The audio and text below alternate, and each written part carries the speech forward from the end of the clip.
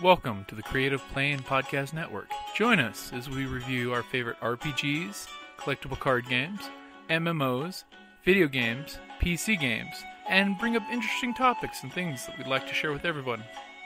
Sit back and enjoy the show.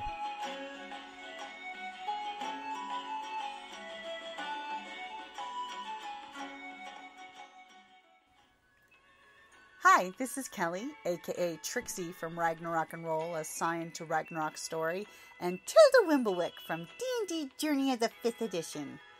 First off, I would just like to say thank you to everyone for listening to our varied adventures, as well as for rating us on iTunes and RPGpodcast.com. If you haven't rated us yet, we would greatly appreciate it if you could.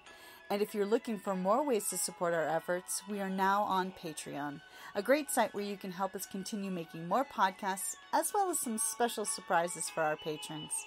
If you can, please look us up at www.patreon.com/cppn. Every little bit helps. And again, thank you for listening. Hey guys, Jim here. Just wanted to say, hey, it's been a while. Sorry about the delay, but we've been enjoying a couple conventions in town. We just got done with Tucson Festival of Books, and the previous weekend, pretty much the whole Creative Playing podcast crew were over at WWWC5 at the old Tucson studios. So, speaking of WWWC5, I've actually got a panel here that we listened to that was hosted by Madame Askew, David Grasse, Kellie, and Keith Wayne Lackey, who's also known as TikTok. It's the Good Morning Facts, Fashion and Foibles of Victorian Mourning. So hey guys, let me know what you think. You know, it's absolutely appropriate grace and respect. Well, you know, as a big mourner, I take pride in my, yes. Well, your work is amazing. I've never seen any of the paid mourners where that's such a music part. It makes you give out the hayseed, and you have the sigh, and the moan, and the weep at the same time, and you're able to like so delicately down. If there was a painted couch, what I could show you. Oh, no, well, I've seen your work from the couch at the funeral. And then if you need to hire a professional mourner, you may want to recommend this lady to you. Because she is one of the best professional mourners I have really bar none that I have ever seen. I'm just going to read it to my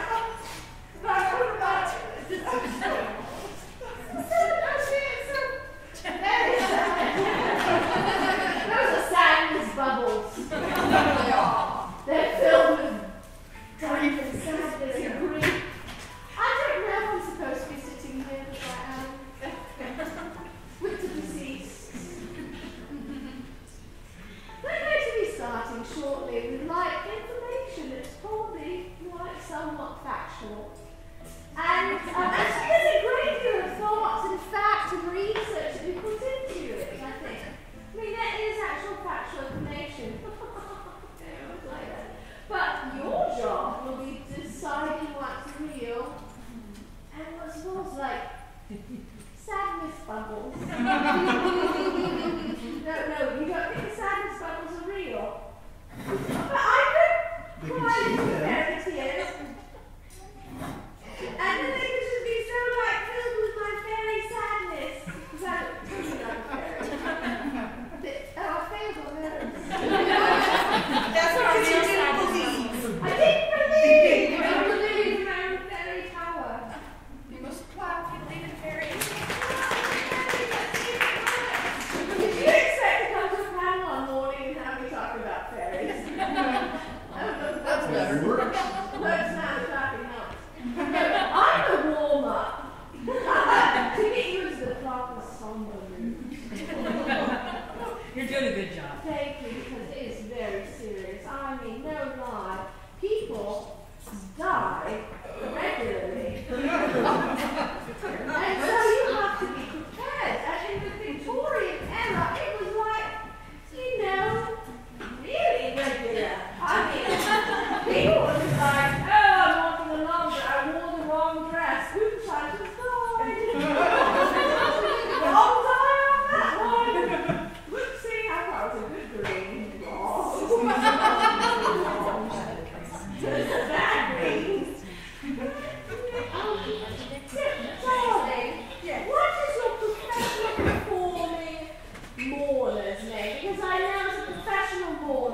on the stage of misery, as it were. That you can't just use your life every day, you know. No. Temperance Honoria Everett. Oh, Madam Everett. Yes. Temperance Honoria Everett. Yes. Well, of course you've seen it at a few functions.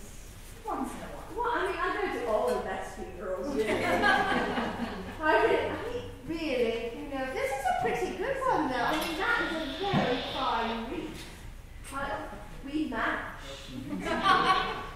My dressmaker got the words fitting like the inside word on the funeral decorations before I had to commission my new set of mourning clothes, and he told me, "Oh, darling, you cannot go wrong with little purple to this funeral, you'll be just fine." And you know, you want to be dressed just like the funeral, don't you? Yes, absolutely. Now, I'm going to keep prattling. Where are the other mourners? They brought a lot of small coffins, too. Did her children die? Well, I mean... No, the dog. The dog. No, well, the dog did die, sadly, but not at the same time. You know, I get extra for multiples. Really? Because this is sort of a multiple event, because her companion, her dear friend, strictly a friend. I mean, completely just a friend.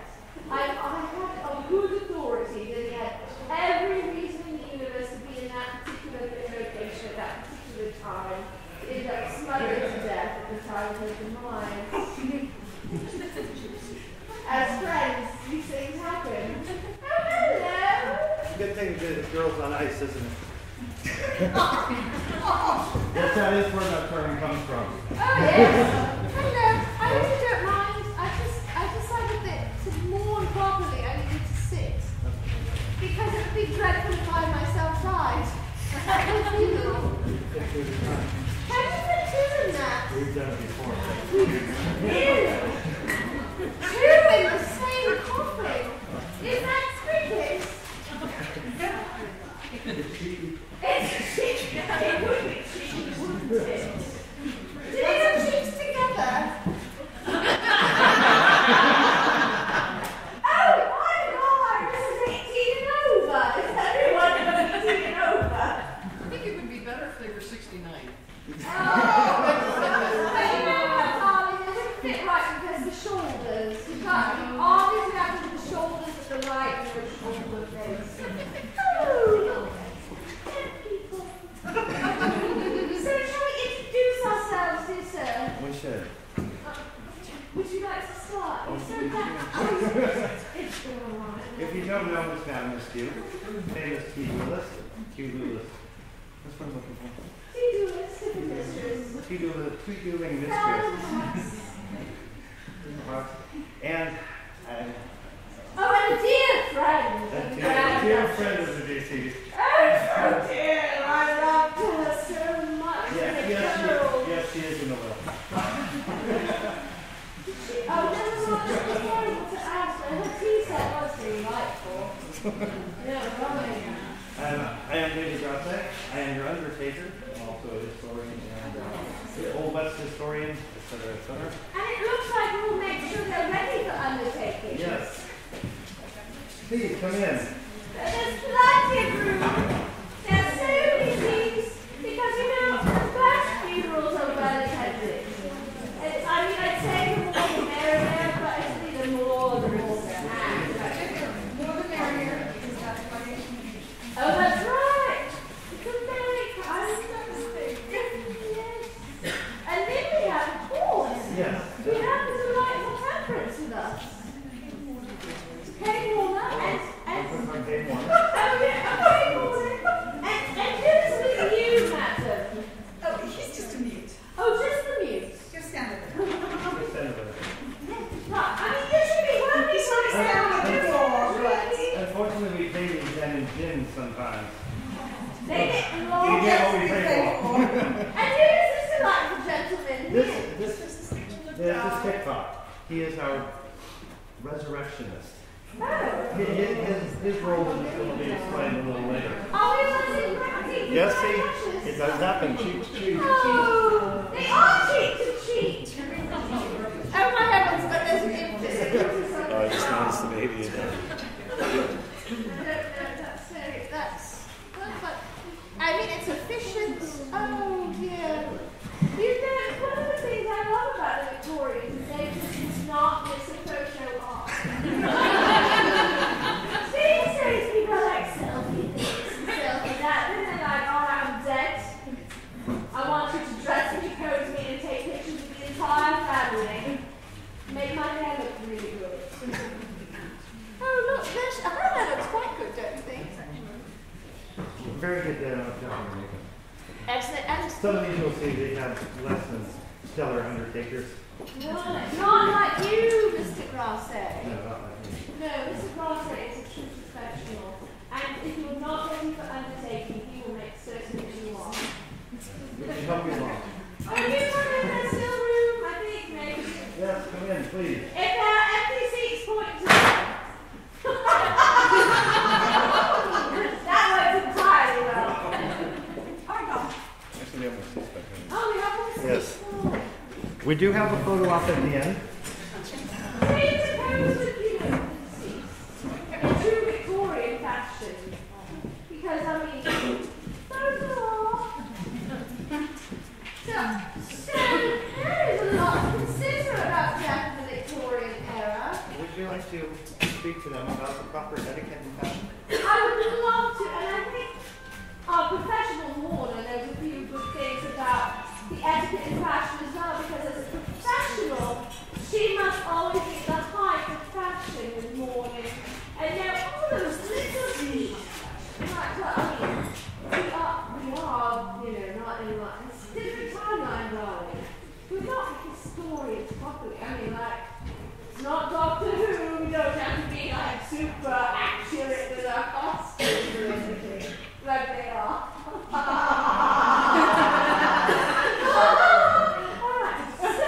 That was a lot much better. Yeah. What we should probably do is start by feeding these hungry mourners. Oh my heavens, where are all the funeral biscuits? Yeah. One of the great traditions, because this is basically a small party. One of the traditions really was. In fact, actually, undertaker is basically your undertaker is basically a party plan. Very good party guys. And one of the things that was traditional was to make biscuits. Funeral Funeral biscuits. And those were given before and during the service. We would want you to fake from hunger while we're mourning.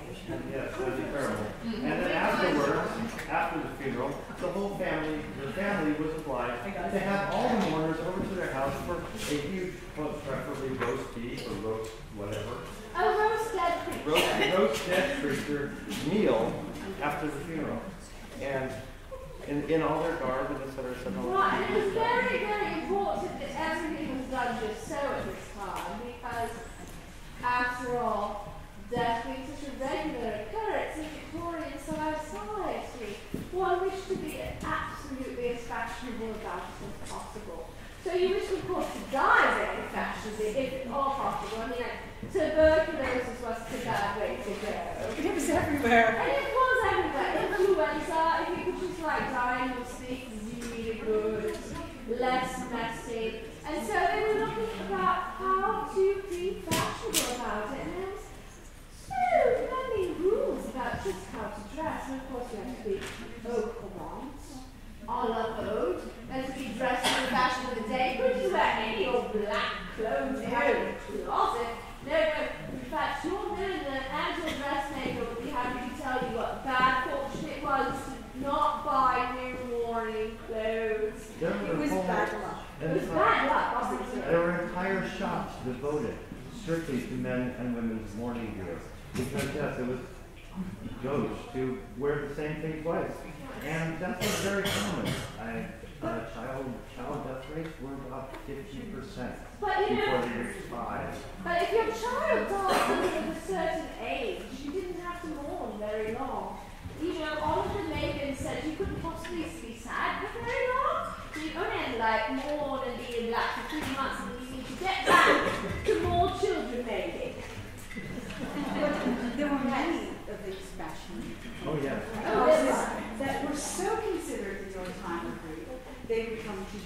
very gladly. Very We'll gladly. bring us supply. And they could shoot you out so quickly. I mean, in just 24 hours, you could have your whole wardrobe because they had a warehouse full of crates.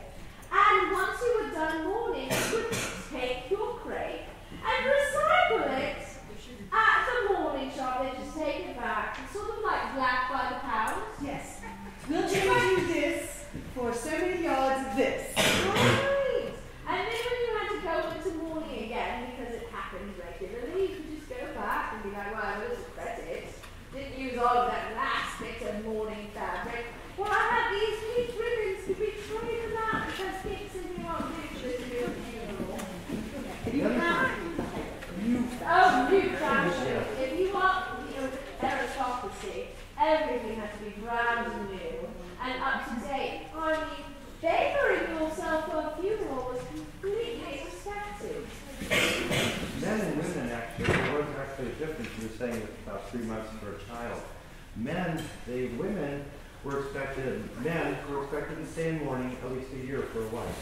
We changed it to women, on the other hand, were supposed to stay in mourning for 3 years. 3? I thought it was only 2. No, 3 years for a husband. That's a lot of change in the clothing. That's just a mourning period. But then you could move into half mourning. You could, yes. So, I mean, once your 2 years were passed, you could sort of gradually, cheer yourself up a bit by moving into shades of lavender and grey. Nothing too fussy. We wouldn't want you to look like you were fine, after all, while you're mourning. But clearly, men needed to get back to the business of getting remarried. Yes. And back to business, too. And that's Which is why men's mourning ensembles was much less ornate. And you'll notice actually I'm wearing a mourning key fob. This was actually for about a year. This is all you need is a man in a black suit. After about the first 6 months, you could go back to your regular brocade vests, and you still wear this. Just she was a dear woman after all. She was worth the fall.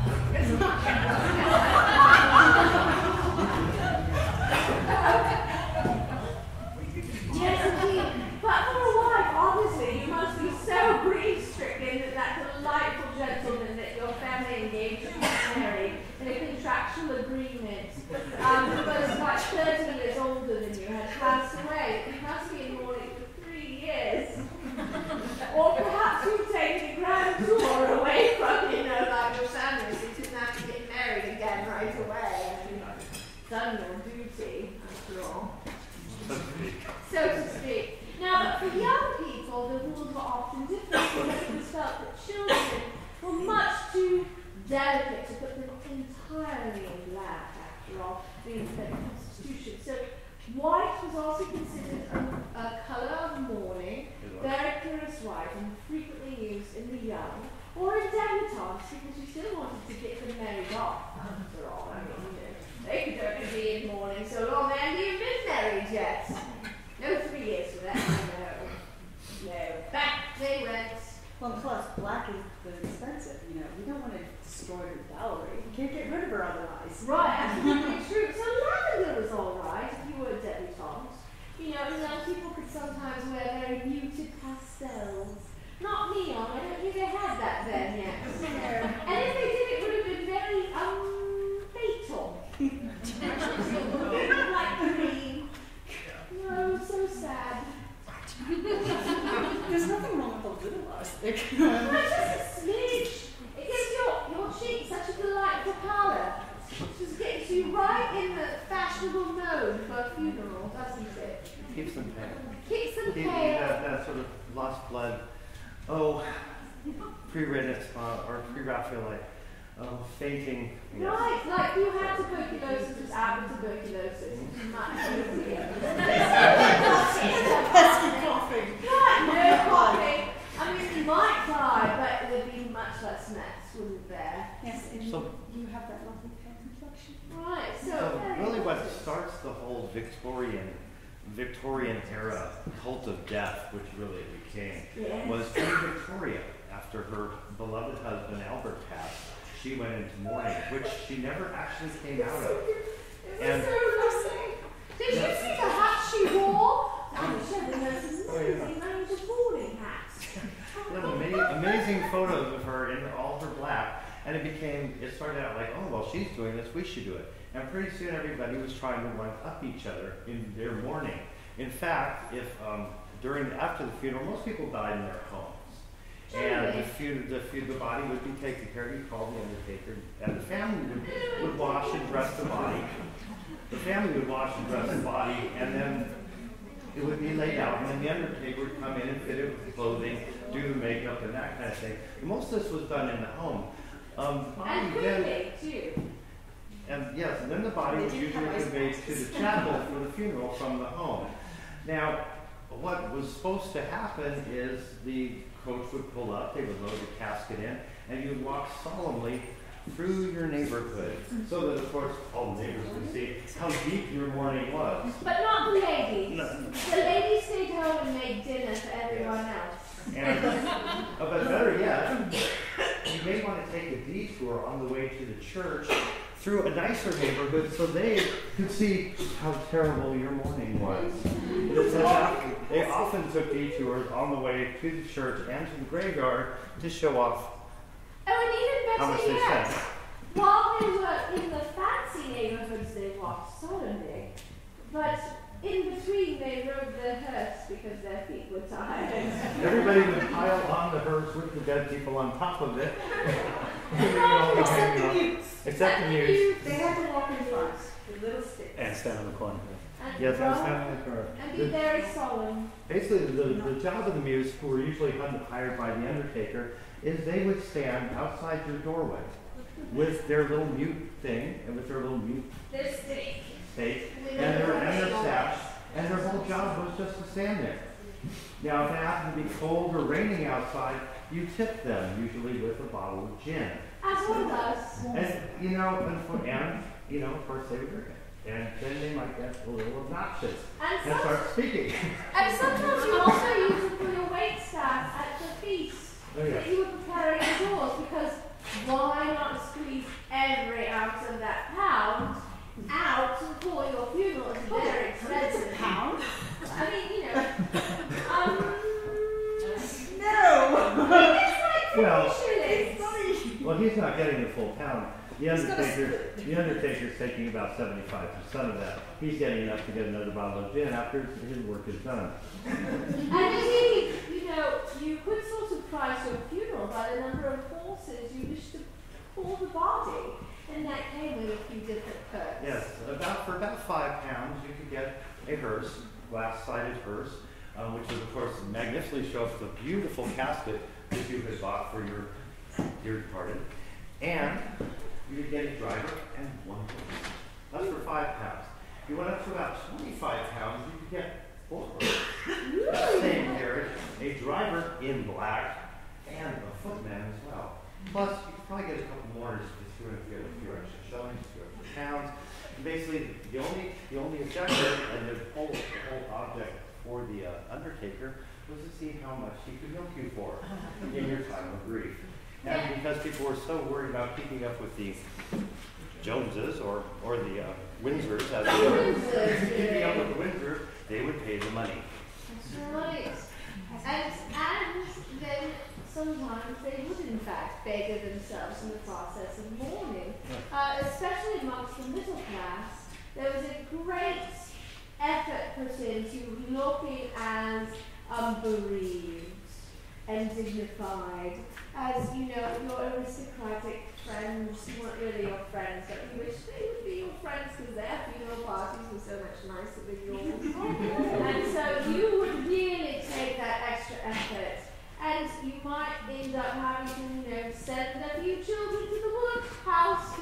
But if they died in the workhouse, it wasn't as nearly as tragic as having dear Auntie Gertrude dying. Yeah, and if they died in the workhouse, well. Well, it's a much shorter time of mourning after all. So, yes. And as for the professional mourners, you obviously have a whole work ethic and your special role at funerals amongst people who are waiting for the reading of the will to make sure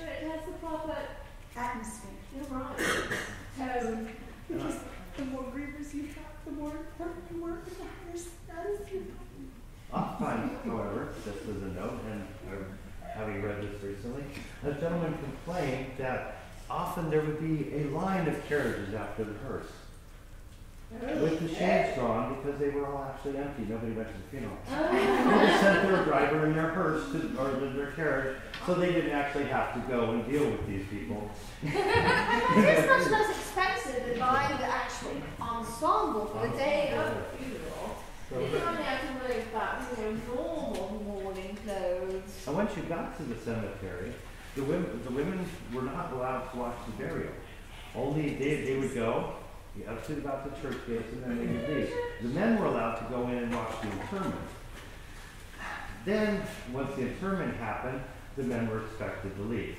That's where old TikTok comes in here. Who usually works for the undertaker? That's pretty good. Pretty good.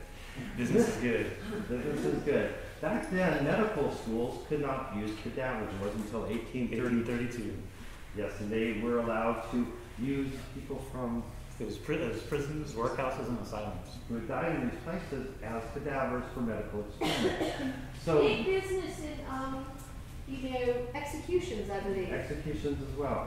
So they could actually get the bodies, medical schools could get the bodies that way, but that still wasn't a lot of bodies.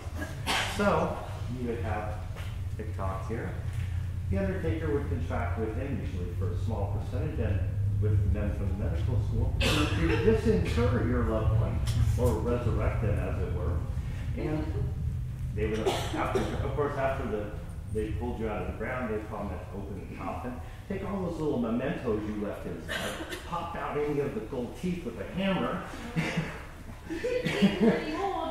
We were an unsightly bunch. And then deliver what's left to medical school. Fill the coffin with rocks, drop it to the ground, nobody's any wiser. They did try to dissuade this practice by putting bars over recently interred people, big strapping iron bars. This also worked to keep the undead from coming up as well. Which is definitely a concern as well. But who installed the bars? Was it the undertaker? Yes, of course. So, that's right. We got a key. So there does seem to be a bit of a hole in that logic, doesn't there? Yes, there was a great fear of that because then people would be buried alive. A lot of times, science wasn't what it is today. People may slip into a coma, shallow breathing, looks like they're dead, and they would actually interpret. They have actually in this is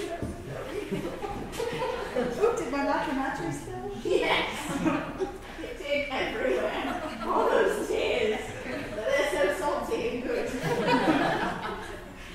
So yes, they would disinter them. They have disinterred caskets from that time period where they opened the 5 scratch marks. That's some kind of claw the way out. So they have these ingenious contraptions such as the bell. Saved by the Bell. Saved by the Bell, you've probably heard that phrase before. No, it doesn't come from a horrible TV sitcom. The school actually refers to death. Yes, they would actually put a bell above the grave, and there would be a string running down into the casket.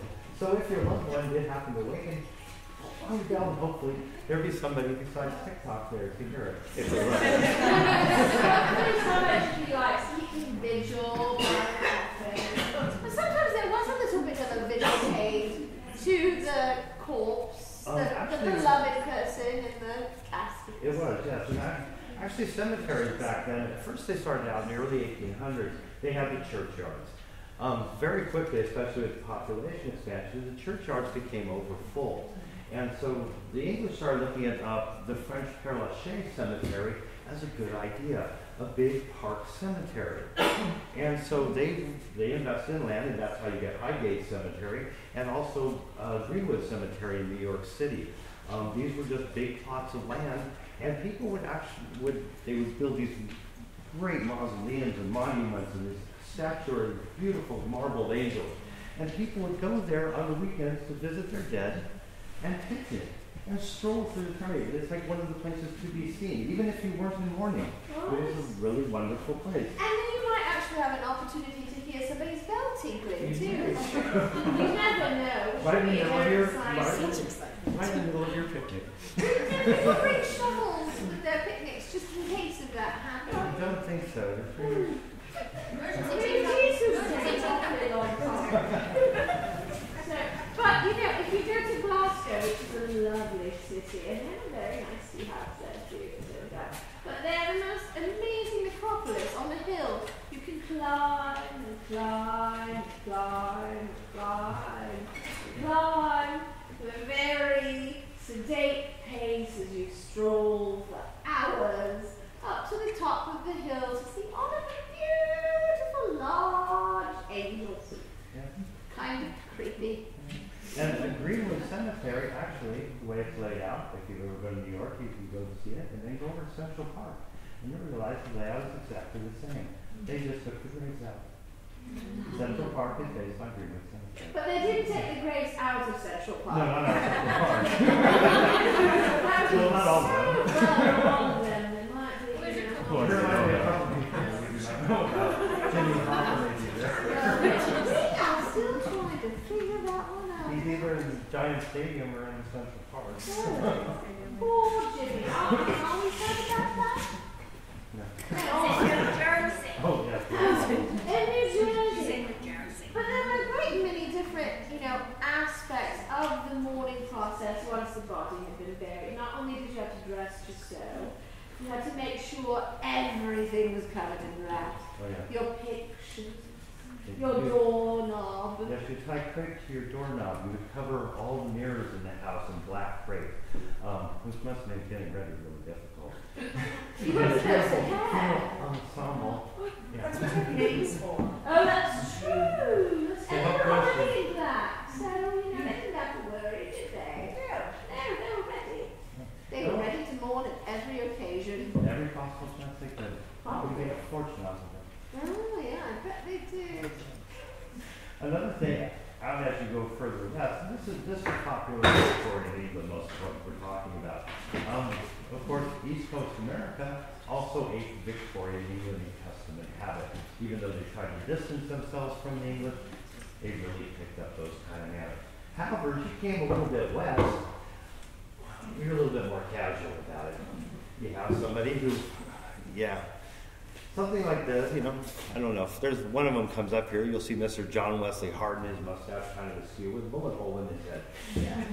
He was an unfortunate victim of a gun fight in which he had his back turned and shot him in the back of the head. As one does in the As West. one does in the West. Usually, and this is where you've heard of the Boot Hills, which are also in Tombstone. There's one, I believe, Deadwood, South Dakota. Tombstone, Kansas. Dodge Kansas, City. Dodge City. Yeah, right. Boot Hills the name comes from the fact that usually the men died with their boots and were buried with their boots on. In fact, they rarely ever got a casket. If they were lucky, they got wound in a sheet and dumped in the grave. Most of these guys were pretty rough. There wasn't a lot of ceremony, there wasn't a lot of money, and there wasn't a lot of wood. So that was how the term boot hill came to be. And they were missing the fashion makers to tell them how to dress for the experience. So no one was like really getting all fussy down for it. And you will know sometimes, and it actually became the term, he died with his boots on. Oftentimes you'll see, and there's a picture of the Dalton brothers in here, and they're laid out with the Winchester costume. You'll notice none of them have their boots on. It was sort of became a habit for them to take the boots off, so it didn't seem they died as violently as they had. I know. They also ended up usually with TikTok. Is much less violence. Yes. So, but you know, in the fashion, there were all armbands. Oh yes, but I was going to get to real. Armbands are good too. So sad bubbles. So gentlemen could get away with a number of things, especially if they were from the class or working class. Oh, there he is! I didn't get to set up that happy. Actually, I don't think that's just. I think that is actually Bill Doolin, and he met the same kind of fate. Yes, that is a hole in his head. Poor Bill. Are we sad about Bill? Was he nice? Not particularly. Didn't really nice guy. I like that. I bet you could cry for even Bill. I can cry for anyone if you pay me enough. So, but yes, in the middle class, you know, gentlemen and other mourners would sometimes not be able to afford all of the accoutrement, and as you went further down the economic divide, it was really impossible to like replace your entire wardrobe with something new every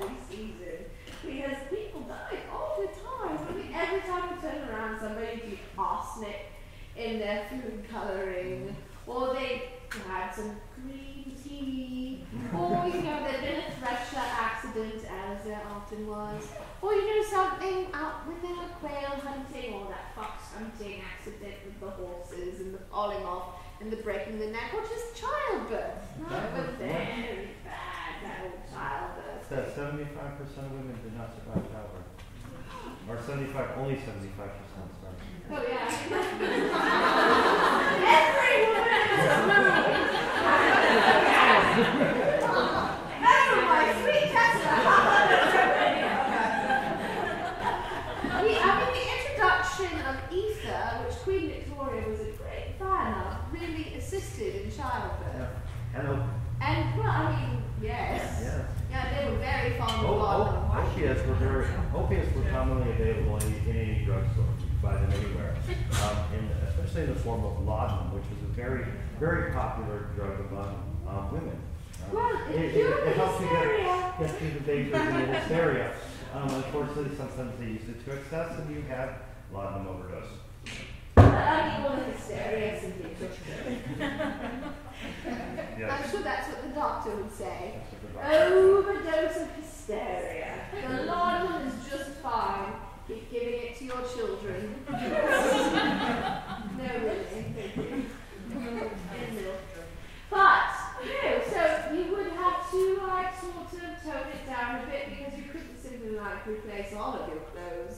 And then as the period of mourning progressed from 6 months to, full mourning to 3/4 mourning to half mourning to just a smidgen mourning to, dear heavens, I'm done with mourning. Oh God, Auntie Gertrude died again.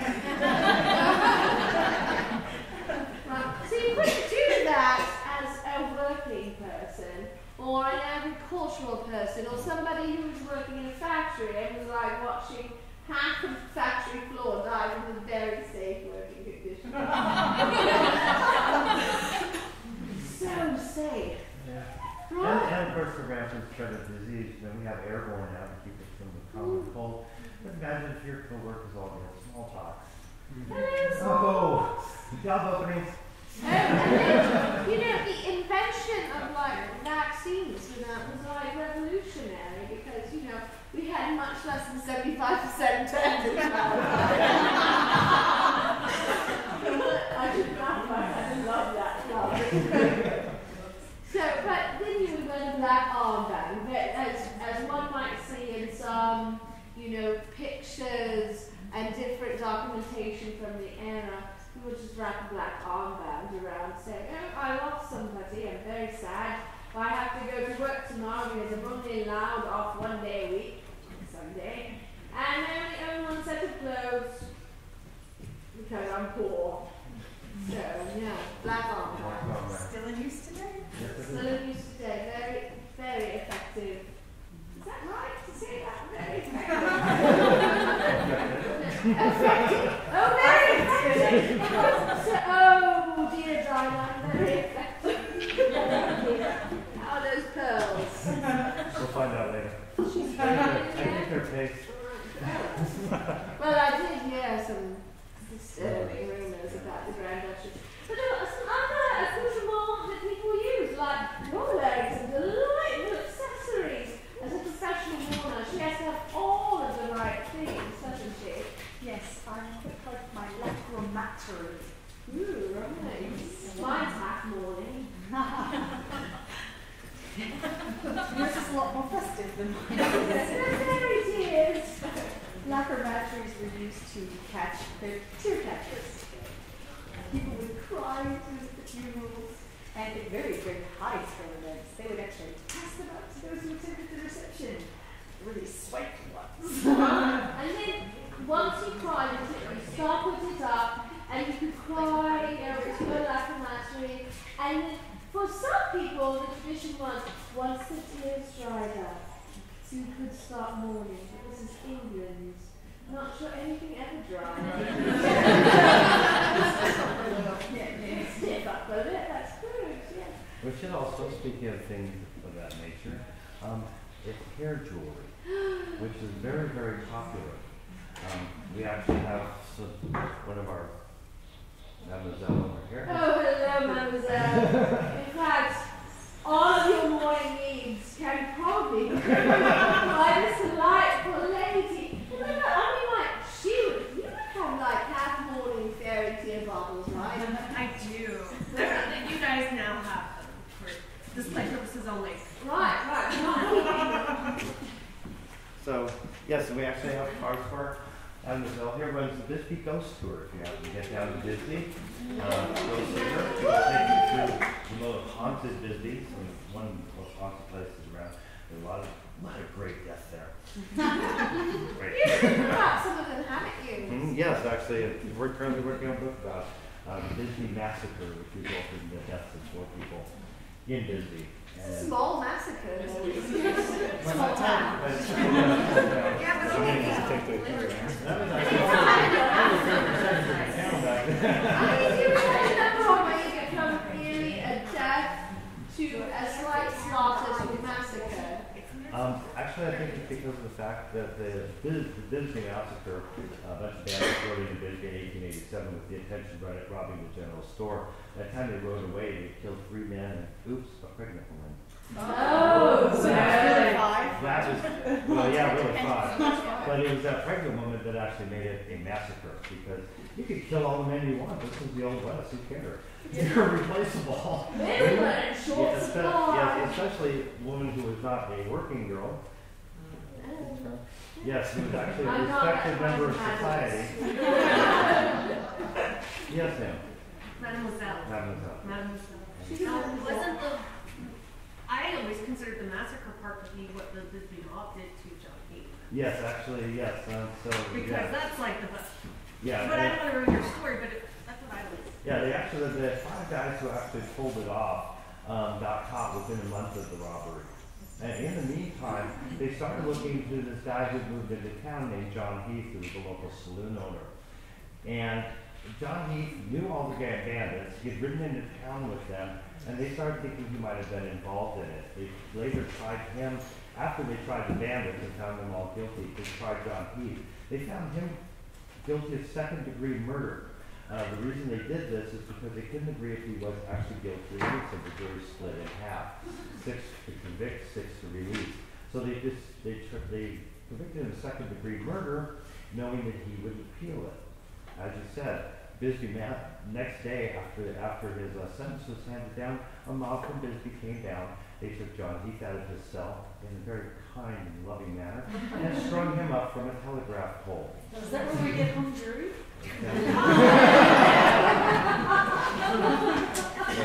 That wasn't your work, though, was it, TikTok? You're strictly admit to nothing. taking people off. No, I admit to nothing. So actually, and there is a grave for John Heath in the Boot Hill Cemetery in Tombstone.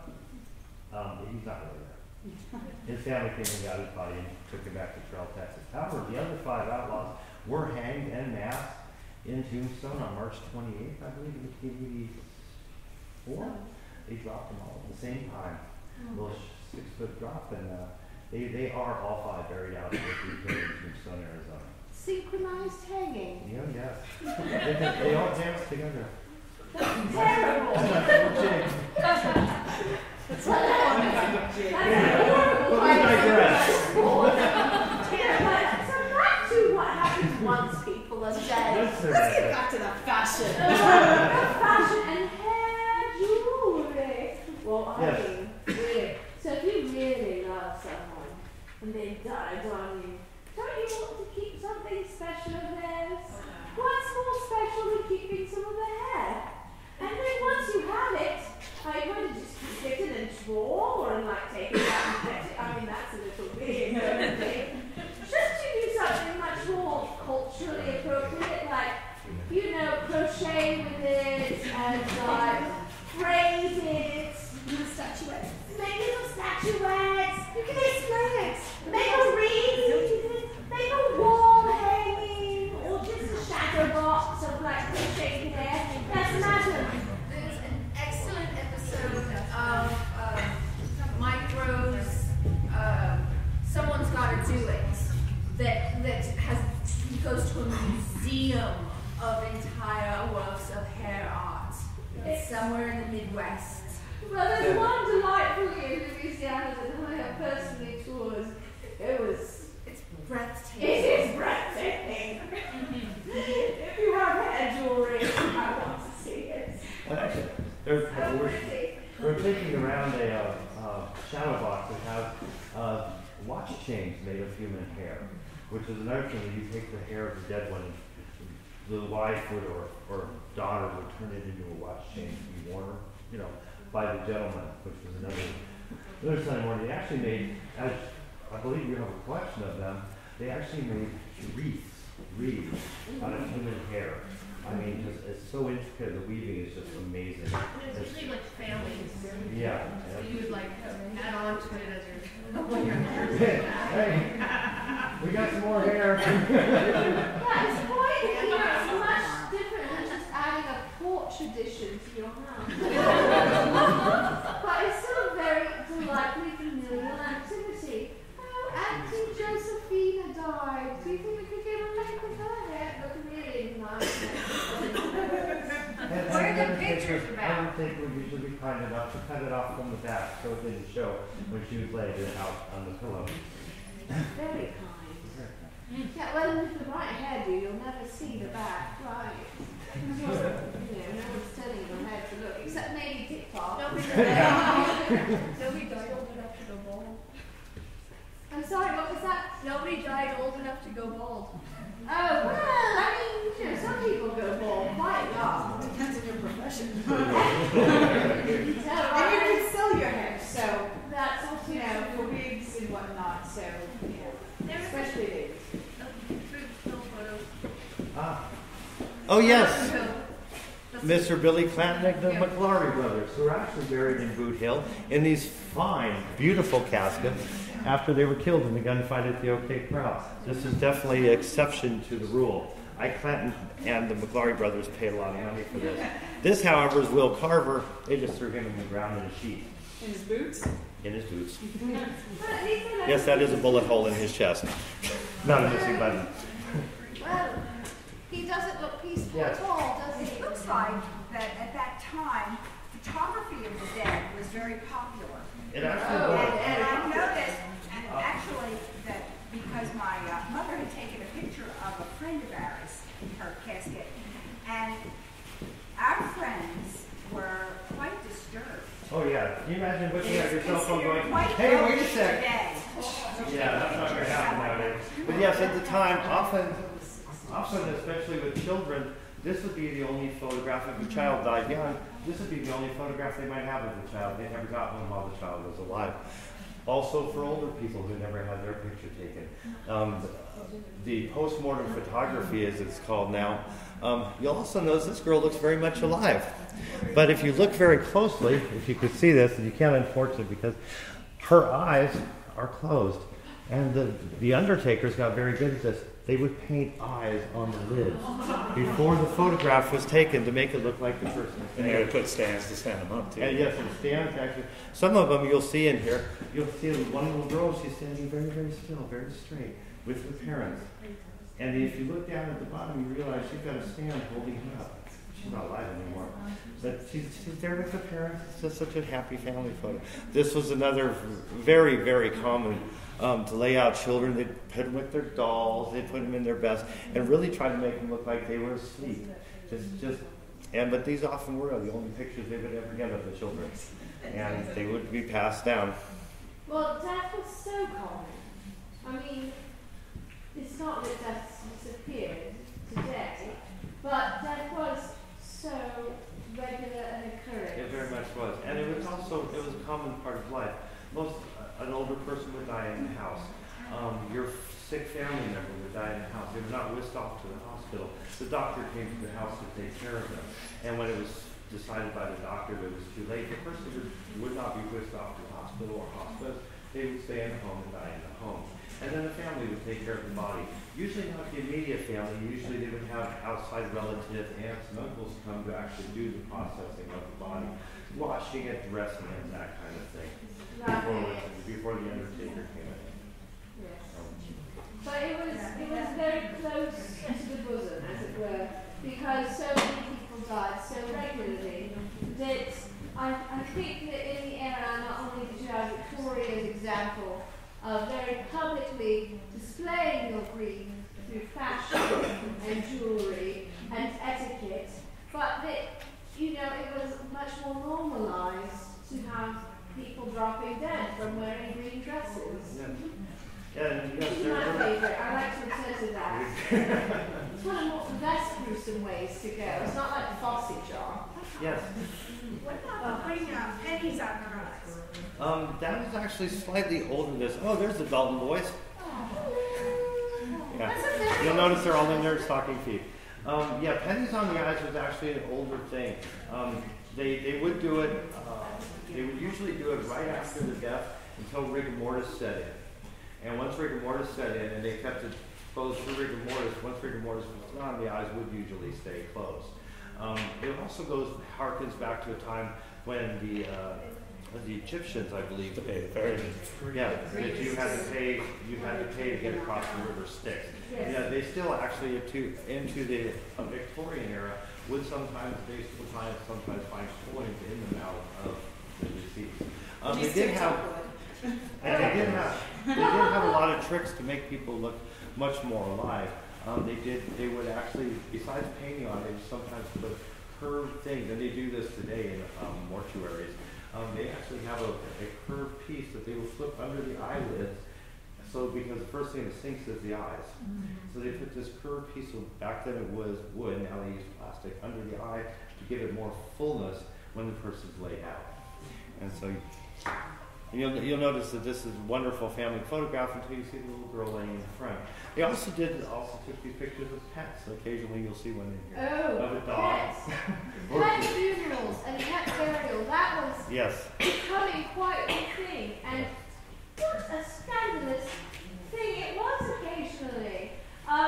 People, as we are today, a pet can be a very close companion. I know my pets are very dear to me. And at the time, theologically, usually bishops of the Anglican Church frowned upon the burying of pets in hallowed ground because they insisted that there were no souls. That was their theological stance at the time. I am not a theologian. I have no idea what the Anglican Church believes today. But there became a great scandal about these society ladies, older gentlemen taking their pets and paying an undertaker to bury them with all of the rites of a full burial, including the crape on the door and the black calling cards and the black ribbed hankies. And there were cases of riots, of people following after the funeral procession for beloved Fluffy and pelting the grievers with, fruit, or getting even more violent than that. It was really terrible. I don't think I can turn that into a joke whatsoever. It kind of repulses me. It's all fun, there's nothing behind.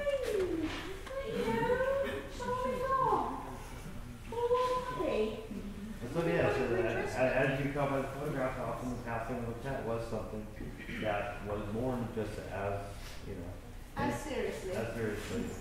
So, yeah, like you said, death was very, very commonplace in Victorian England and into the Edwardian time. And basically, really, the death, what is now it's become a death cult. Victorian time, the death cult was probably only equal to the Egyptians in their reverence for the dead. I mean, it's the only other time in history where it becomes this much of an obsession.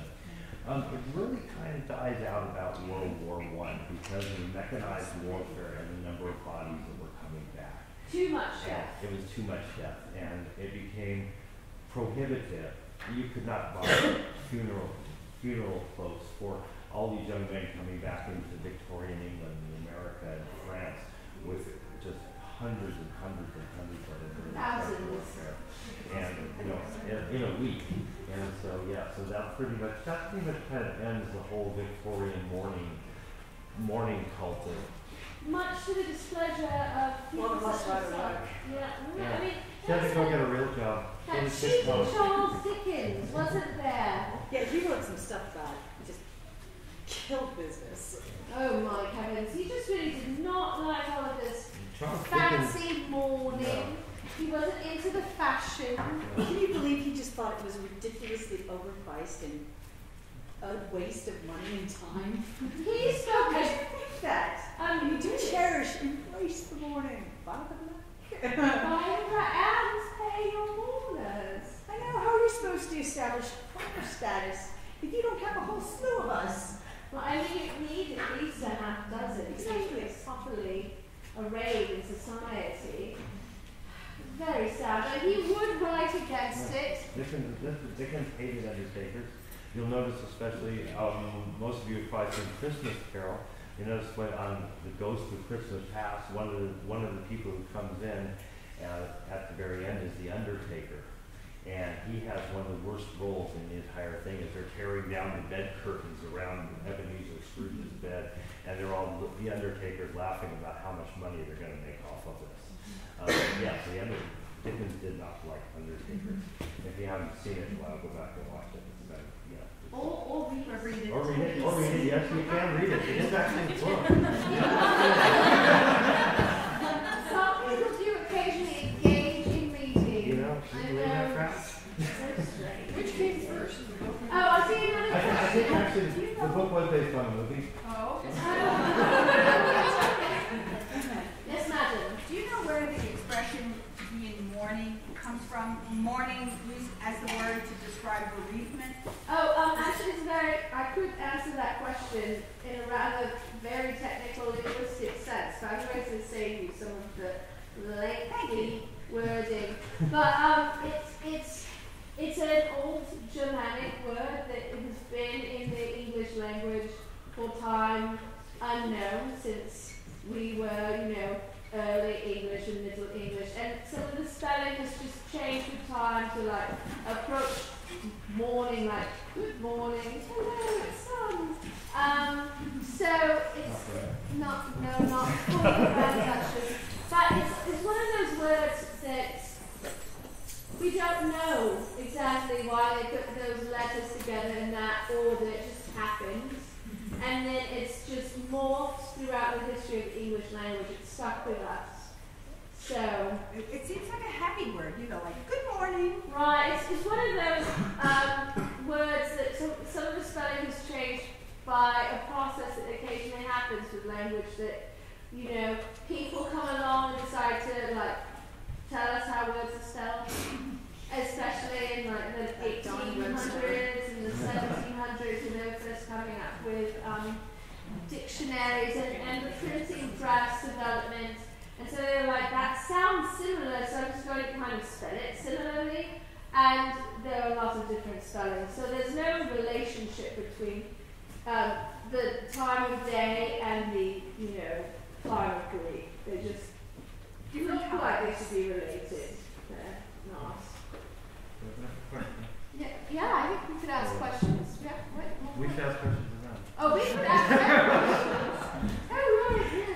No, I think we should let them ask us questions. Unless, madam, you are official mourner.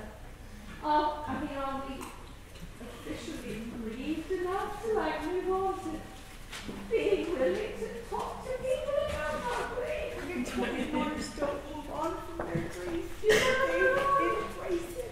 You grieve always, like it's a daily grieving. It's like you don't think of people as nowadays. It's like just remember the person with you're holding on to just stop with the person that life was like. Right. It's like I'm grieving. I want everybody to know I'm grieving. Look, I have more grievers. I'm sad.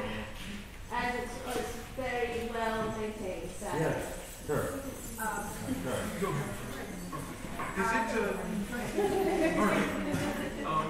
The fine upstanding gentlemen that would procure the bodies for the med schools, is it true that they were referred to as resurrection men? Or is that Actually, that would have been TikTok's. It was really an unofficial title, and it was a nice way to write about it in the paper rather than corpse digger-uppers. But yeah, they were called resurrectionists. That term was coined in England in the, I believe, the 1840s. The word grave robbers sounds so crazy. Yeah, grave robbers. This really is not a very polite way to refer to such outstanding gentleness, such a fine business sense. Yes, ma'am. And going along with this gentleman, in this country today, the only cadavers that medical schools are allowed to use today are people that actually leave in their will that their body is for science. And even if they find, corpses in the desert or something, it is illegal for a medical school to dissect them. So it is important for people that are willing to leave their body to science for a medical school. They generally keep you for 3 years or less. 3 years is the max. And then they send either the body or the ashes back to the family for interment. Lady Bubbles, how do you know all this? I went to a cadaver class as part of my massage program. Wow! How little we knew that learning how to massage people included learning about cadavers. See that guilty? I believe it is time for us to bid you all adieu. We thank you for coming. We hope you see you again. If you'd like to take a picture, Yes. Can you like to take pictures of the chapter? Feel free.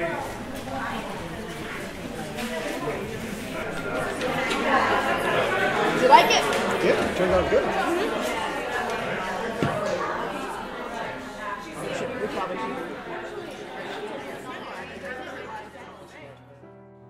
Hey guys, hope you enjoyed the panel. Just to let you know, we're going to be posting a few more panels over the next 2 weeks or so, just to get us caught up until we can get a chance to get together and game again. And I'd just like to send a shout out to thank you everybody who's supporting us at patreon.com/cppn. We're hoping this summer, to be able to get a whole bunch more gaming content in and get a bunch of games so that we guys can have some different stuff to listen to. Like always, guys, thank you for listening.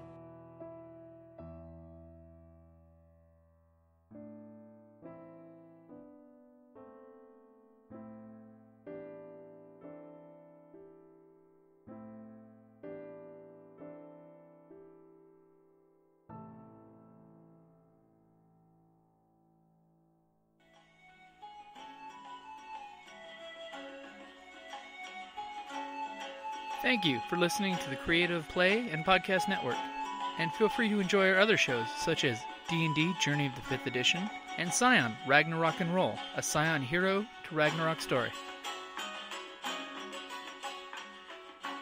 Thank you for listening.